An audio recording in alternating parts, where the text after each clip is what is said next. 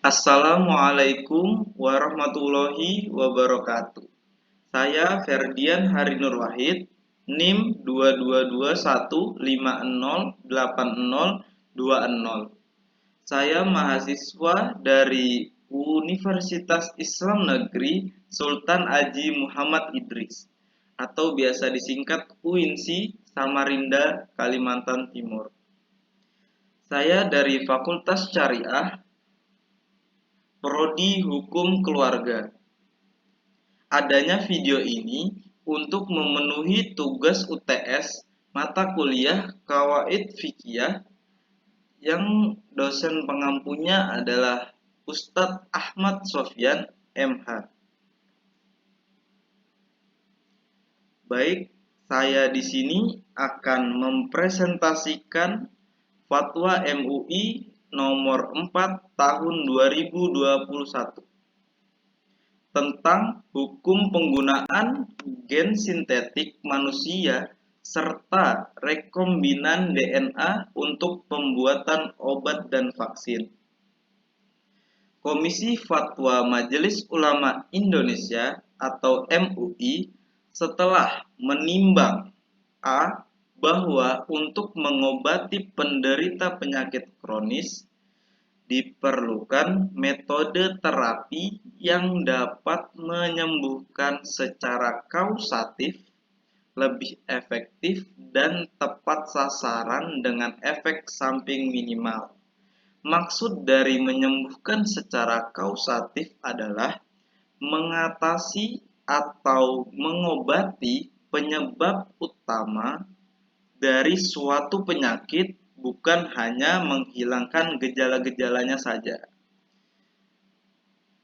Penyembuhan secara kausatif ini bertujuan untuk mengatasi akar masalah atau akar penyakit sehingga kondisi tersebut tidak kambuh atau memburuk di kemudian hari.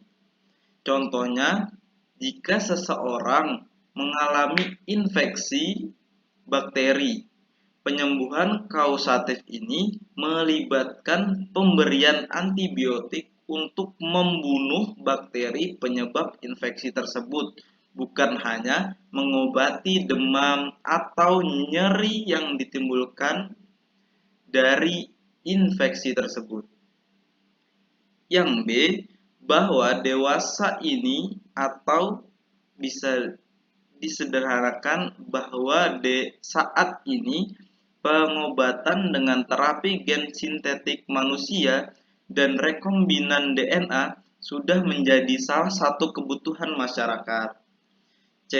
Bahwa untuk itu Komisi Fatwa MUI perlu menetapkan fatwa tentang hukum penggunaan gen sintetik manusia dan rekombinan DNA untuk tujuan pengobatan agar digunakan sebagai pedoman.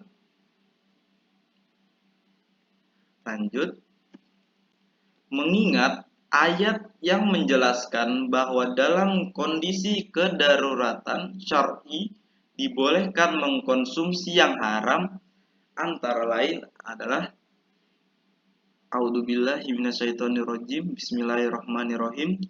Innama harrama alaikumul maitata waddama walahmal khinziri wa ma uhilla bihi li ghairillahi famanitturra ghaira baghin wala adin fala itsma alaihi innallaha ghafurur rahim.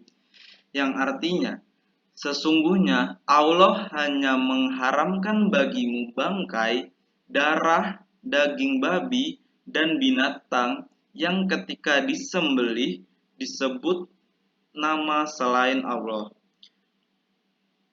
Tetapi barang siapa dalam keadaan terpaksa memakannya, sedang dia tidak menginginkannya dan tidak pula melampaui batas, maka tidak ada dosa baginya. Sesungguhnya Allah Maha Pengampun lagi Maha Penyayang. Menurut saya, maksud dari ayat tersebut adalah Allah mengharamkan bangkai, darah, daging babi, dan binatang yang ketika disembelih disebut nama selain Allah, tetapi Allah membolehkan jika ada unsur terpaksa atau darurat. Karena sesungguhnya Allah Maha Pengampun lagi Maha Penyayang.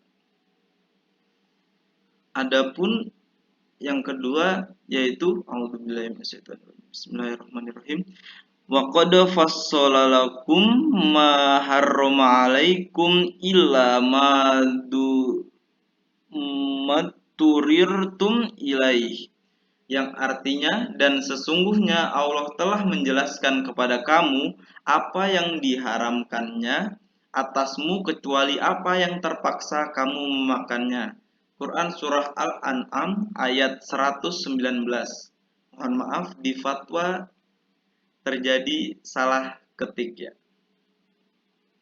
Maksud dari ayat tersebut adalah Allah telah menjelaskan dan memberitahu kepada kita apa yang diharamkan untuk dikonsumsi, kecuali dalam keadaan terpaksa atau darurat. Baik, lanjut. Sedangkan dalam hadis yang menjelaskan bahwa segala penyakit pasti ada obatnya, dan hadis tentang perintah untuk berobat dengan yang halal. An Abi Hurairah radhiyallahu anhu an-nabi sallallahu alaihi wasallam qala ma anzalallahu da'an illa anzala lahu shifaan. Dari Abu Hurairah radhiyallahu an, dari Nabi sallallahu alaihi wasallam, sesungguhnya Allah tidak menurunkan suatu penyakit kecuali menurunkan pula obatnya. Menurut saya maksud dari hadis tersebut adalah Allah tidak mungkin menciptakan sesuatu penyakit tidak ada obatnya. Allah pasti menciptakan atau menurunkan suatu penyakit pasti ada obatnya. Terus yang ketiga, kaidah usul fikih dan kaidah fikih, yaitu al-aslu fil asya inna fi atil ibahatu wa fil asya iddorotil hurmata. Pada dasarnya, segala sesuatu yang bermanfaat adalah boleh atau mubah, dan segala sesuatu yang membahayakan adalah haram. Maksud dari kaidah tersebut adalah segala sesuatu yang bermanfaat itu dibolehkan, dan segala sesuatu yang membahayakan tidak dibolehkan atau diharamkan. Selanjutnya, fatwa MUI memperhatikan yang pertama pendapat Imam Al-Iz Ibn Abd Al-Salam dalam kitab Qawaid Al-Ahkam yang menjelaskan kebolehan berobat dengan menggunakan barang najis jika tidak ditemukan yang suci, yang berbunyi jazat tadawiyin bin najasati idza lam yajid tahiram maqamaha anna maslahatal afiyati wassalamati akamalu min maslahati jatina bin najasati. Boleh berobat dengan benda-benda najis jika belum menemukan benda suci yang dapat menggantikannya. karena maslahat kesehatan dan keselamatan lebih diutamakan daripada maslahat menjauhi benda najis. Menurut saya, maksud dari pendapat Imam Al-Is ibn Abd al-Salam dalam kitab Qawaid al-Ahkam, boleh saja berobat dengan benda najis jika belum menemukan atau jika belum ada benda suci yang dapat menggantikan benda najis tersebut, karena kesehatan dan keselamatan lebih diutamakan daripada menjauhi benda najis. Selanjutnya, pendapat dari Dr. Muhammad Ali Qurradaghi dalam Al-Ilaj Al-Jin min Manzur Al-Fiqh Al-Islami, beberapa ketentuan yang harus dipenuhi dalam terapi gen antara lain: A. Bahwa terapi gen tidak dilakukan pada seseorang kecuali yakin akan probabilitas keberhasilannya. B. Bahwa mereka yang melakukan riset dan terapi gen harus jujur, memiliki kompetensi, dan berpengalaman. Yang C. Bahwa laboratorium genetika dan pengobatan tersebut berada di bawah kendali dan pengawasan negara atau lembaga yang terpercaya. Hal ini dikarenakan kecanggihan riset genetik dan efek destruktifnya jika tidak dipantau dapat lebih berbahaya dibandingkan bahaya atom.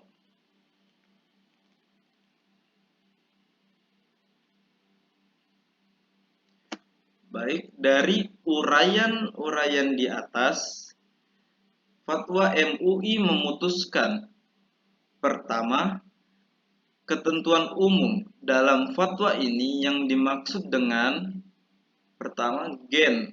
Gen adalah bagian kromosom atau salah satu kesatuan kimia DNA, deoksiribonukleik akid, asam deoksiribonukleid dalam kromosom, yaitu dalam lokus yang mengendalikan ciri genetis suatu makhluk hidup. Gen tersebut diwariskan oleh satu individu kepada keturunannya melalui suatu proses reproduksi. Kedua, gen sintetik adalah gen yang dikonstruksi dan dirakit dengan sintetis kimiawi dari urutan DNA yang mewakili satu gen atau lebih. Sintetis gen tersebut menggunakan DNA synthesizer atau mesin gen, atau perakitan oligonukleotida, sehingga disintesis menjadi gen sintesis, bukan cloning. Rekombinan DNA adalah suatu bentuk DNA buatan yang dibuat dengan cara menggabungkan atau merekombinasi dua atau lebih untaian rantai DNA yang dalam keadaan normal tidak berpasangan atau terjadi bersama. Dengan demikian, rekombinan DNA adalah DNA yang mengalami perubahan karena penyisipan suatu sekuens untaian rantai DNA dengan cara enzimatik atau kimiawi yang sebelumnya tidak terdapat dalam molekul DNA yang sudah ada.